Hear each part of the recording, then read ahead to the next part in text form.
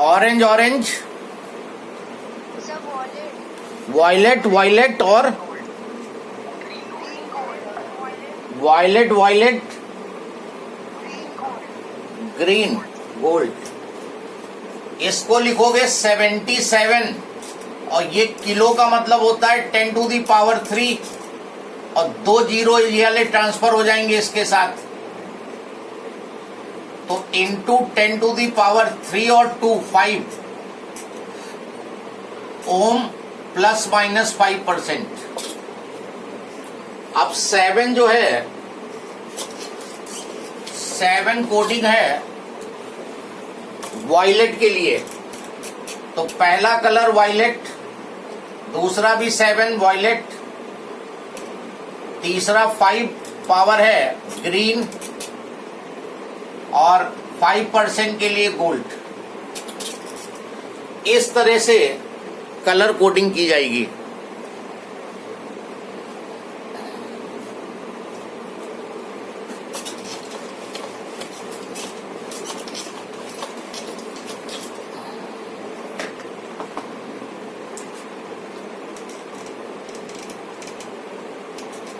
Hundred mega ohm plus minus 10%, इसके colours बताओ। 100 mega ohm plus minus 10% के colour.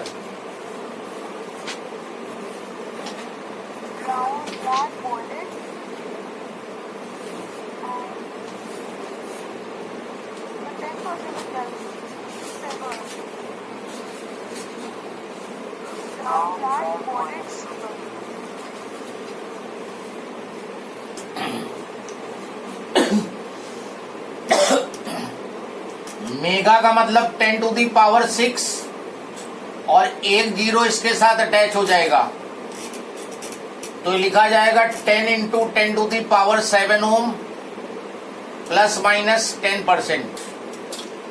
1 के लिए ब्राउन, 0 के लिए ब्लैक और 7 के लिए वायलेट और 10% के लिए silver.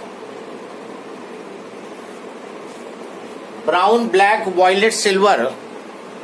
This color coding will give a resistance of 100 mega ohm.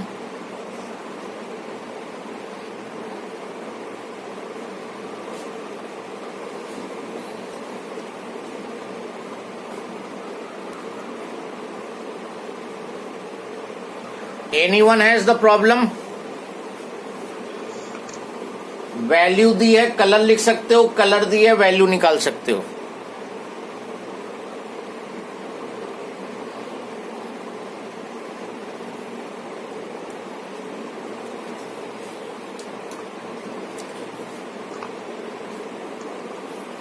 Then next heading, write down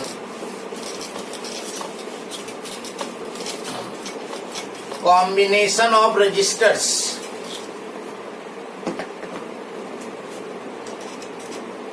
combination of resistors. Resistors के कॉम्बिनेशन लेंगे अब, और पहला कॉम्बिनेशन है series combination.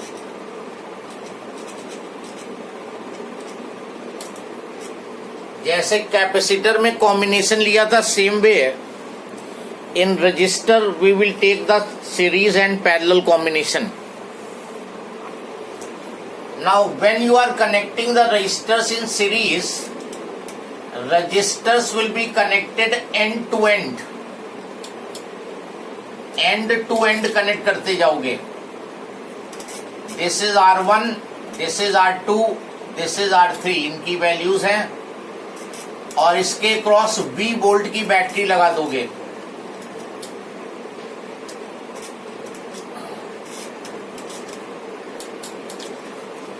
You have to find what is the equivalent of all these three resistors. मतलब इन तीनों की जगह सिंगल कितना रेजिस्टेंस लगाएं कि सेम पर्पस सॉल्व हो।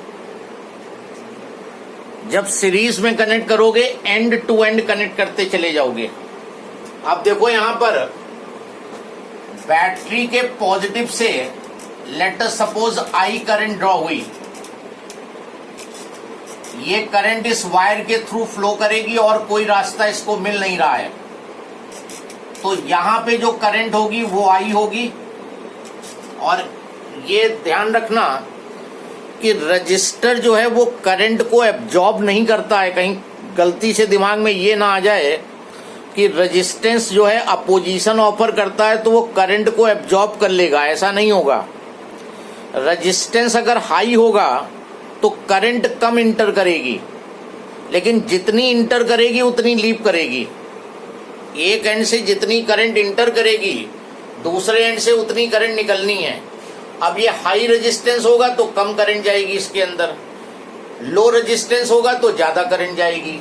तो आई करंट और कोई पाथ नहीं है, तो यहां भी आई करंट होगी और यहां भी आई करंट होगी।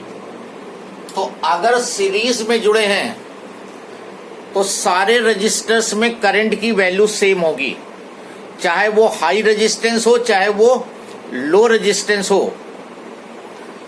अगर तुम्हें ये दिखे कि करंट डिस्ट्रीब्यूट नहीं हो रही है तो इसका मतलब रजिस्टर्स जो हैं वो सीरीज में कनेक्टेड हैं।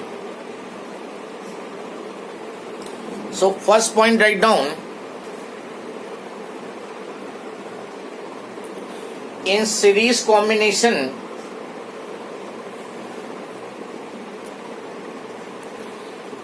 the current flowing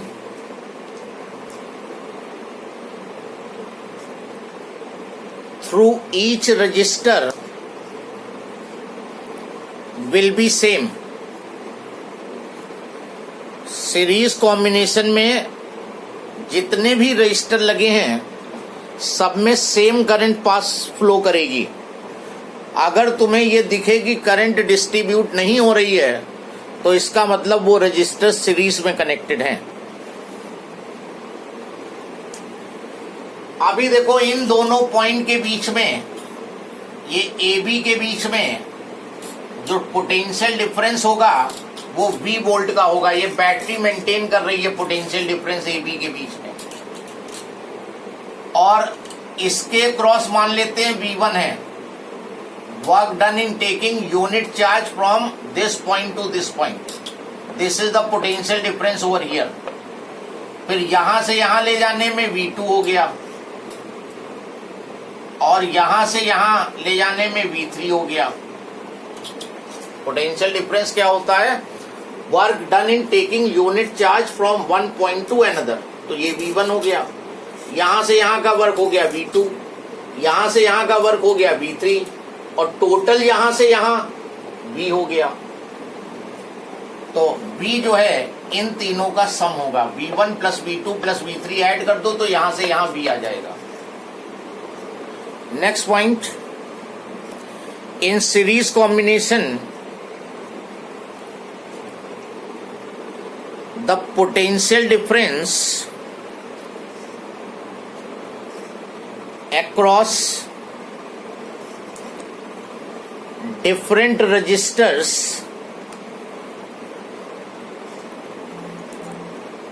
will be different।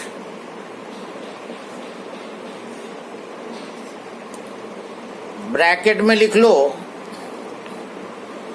Greater the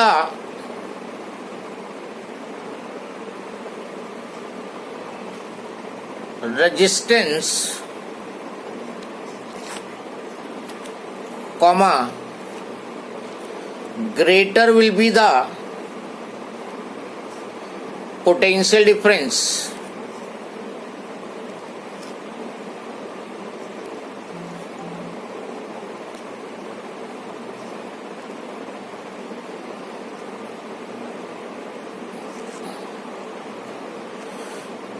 potential difference सबके क्रॉस अलग अलग होगा।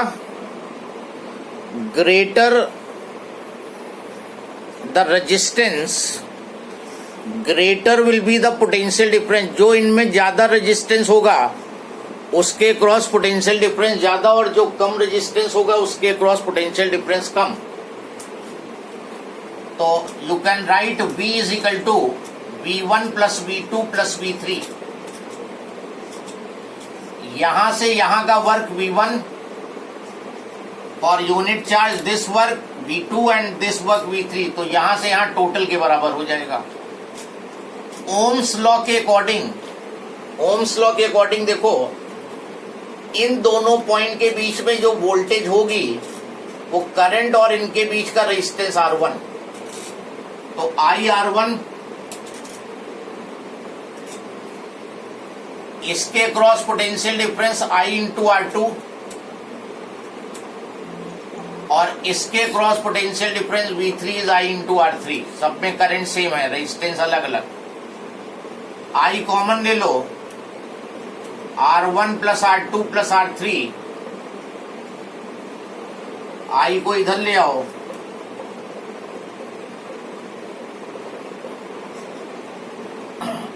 और V अपॉन I जो है वो R होता है, because V is equal to IR, तो V upon I is R। और ये टोटल वोल्टेज है और ये टोटल करंट है। टोटल वोल्टेज, टोटल करंट, तो टोटल रेजिस्टेंस देगा। So this R will be R1 plus R2 plus R3। ये फॉर्मूला यूज करोगे सीरीज कॉम्बिनेशन में, वेयर R इज इक्विवेलेंट और कंबाइंड रेजिस्टेंस, इक्विवेलेंट और कंबाइंड रेजिस्टेंस।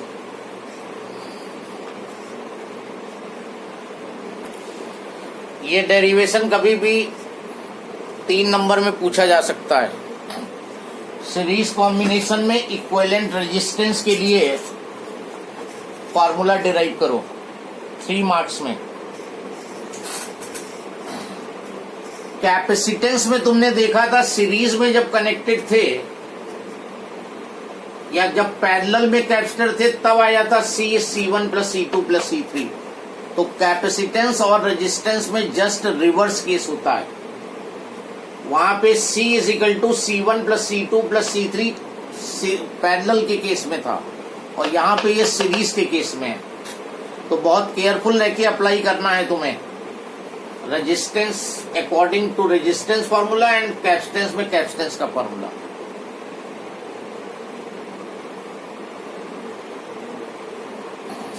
जैसे मान लो सीरीज में ये 3 रेजिस्टेंस जुड़े हैं, ये 5 ओम का है, ये 10 ओम का है, ये 15 ओम का है। बताओ टोटल कितना रेजिस्टेंस हुआ? Yes, total resistance, speak loudly. 15 plus 10 25 plus 5 30 ओम।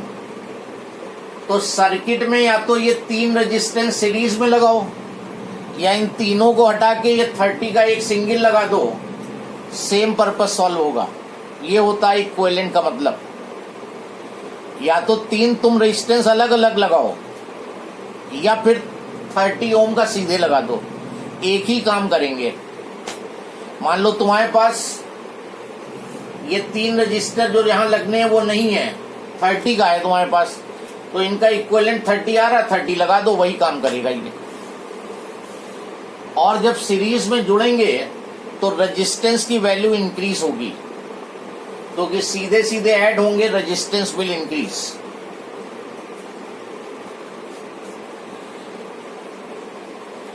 नेक्स्ट हेडिंग डालो, पैरेलल कॉम्बिनेशन। दूसरे टाइप का कॉम्बिनेशन जो होगा वो पैरेलल कॉम्बिनेशन होगा।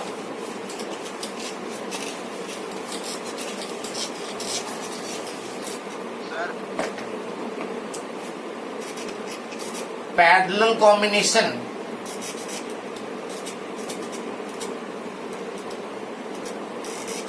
नाउ पैरेलल कॉम्बिनेशन में ये 3 रेजिस्टेंस दिए हैं तुम्हें,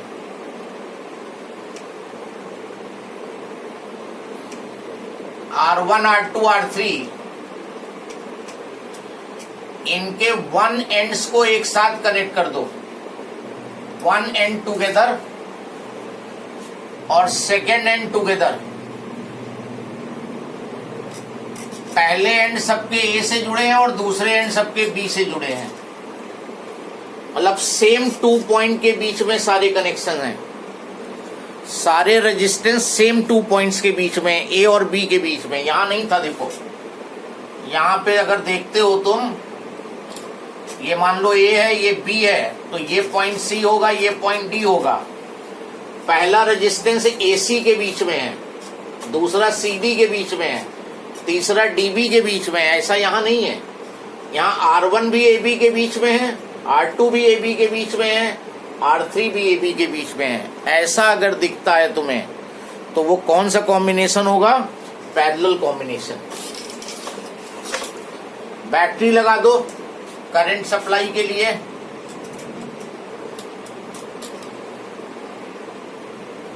ये 20 वोल्ट की बैटरी AB के क्रॉस कनेक्टेड है और पहला रेजिस्टेंस भी AB के क्रॉस लगा है, दूसरा भी AB में लगा है, तीसरा भी AB में लगा है, तो हर एक के क्रॉस सेम वोल्टेज भी रहेगी। तो यहां पर पोटेंशियल डिफरेंस चेंज नहीं होगा, वहां पिछली बार बदल गया था V1 V2 V3, यहां पे सबके cross potential difference V volt ही रहेगा। So write down first point, in parallel combination,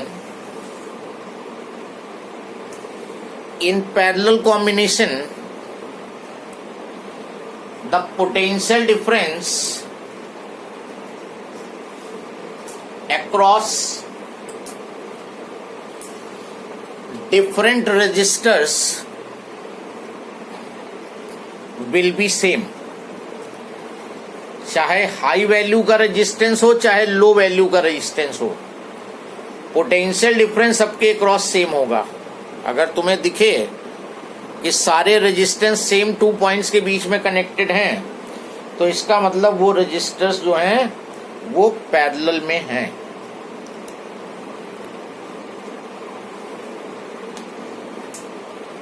अब करंट का देखो क्या होता है।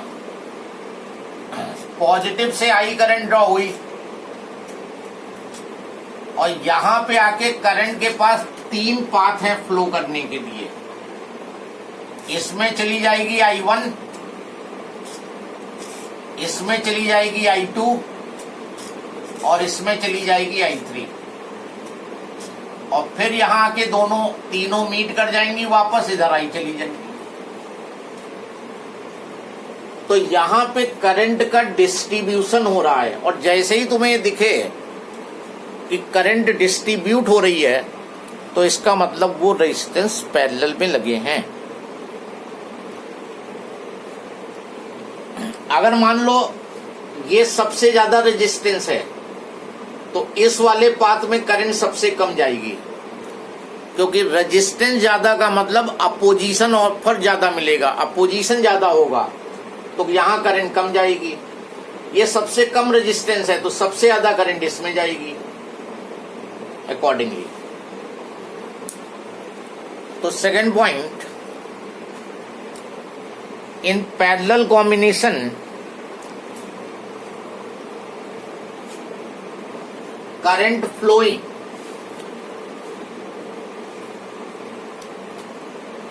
through different resistors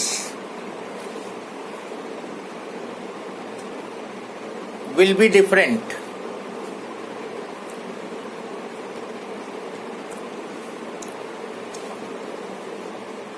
ब्रैकेट में लिख लो, greater the resistance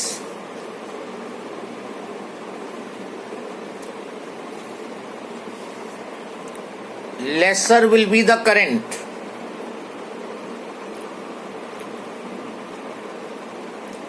Greater the resistance, lesser will be the current।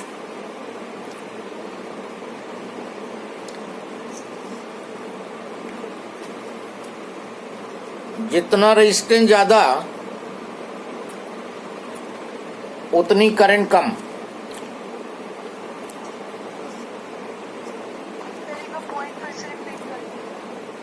In parallel combination,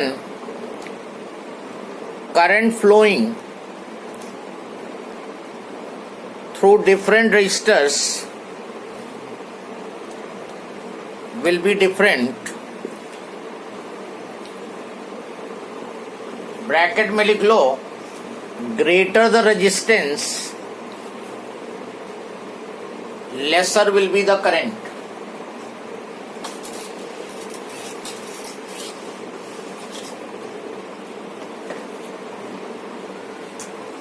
parallel में करंट डिस्ट्रीब्यूट होगी, डिफरेंट रेजिस्टर्स में डिफरेंट करंट। जो पाथ का रेजिस्टेंस सबसे ज्यादा उसमें करंट सबसे कम, और ये तीनों